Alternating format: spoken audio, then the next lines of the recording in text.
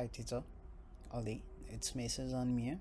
So I'm here to present the presentation on the topic of the secure startup, firmware, secure boot, and TPM in modern operating system.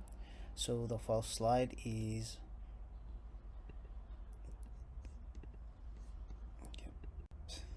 introduction. So the introduction is first one is the definition of the secure startup. So secure startup is establishing a chain of a trust from the firmware to OS. So it matters firmware level attacks with in the boot kits and the root kits. And the other one is the report aim. So explore the secure boot, TPM, and the operating windows. And the next slide is of the firmware and the secure boot foundations. So firmware role.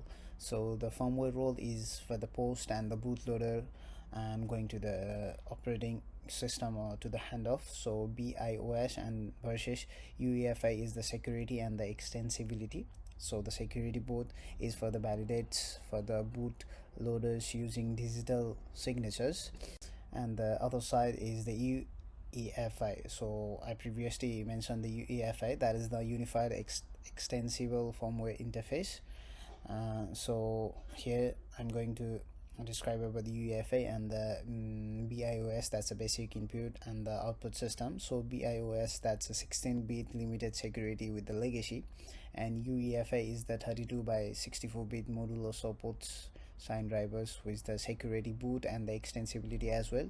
And the benefits is it prevents the unauthorized code at the boot one. So other one is the next slide, that's a how secure boot works.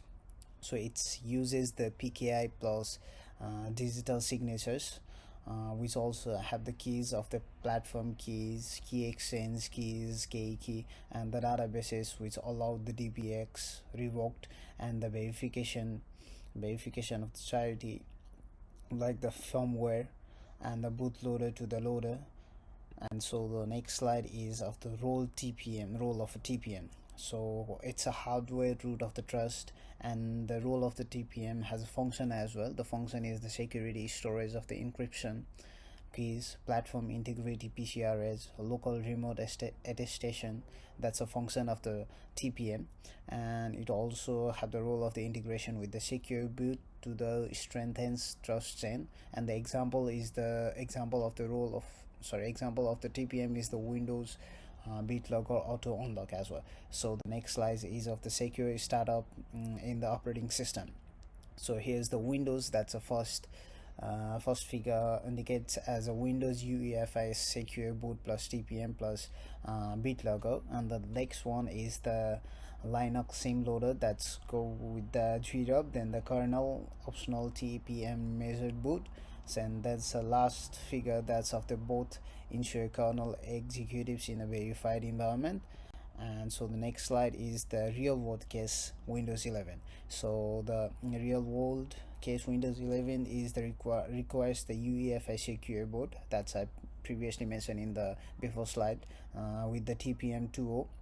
And the other one is the BitLocker integration, that's a TPM releases key if boot configuration trusted state, withheld if tampered recovery mode as well, and widely adaptive in the enterprises and the government security. It hold all of the all of the government security in the Windows 11 as well.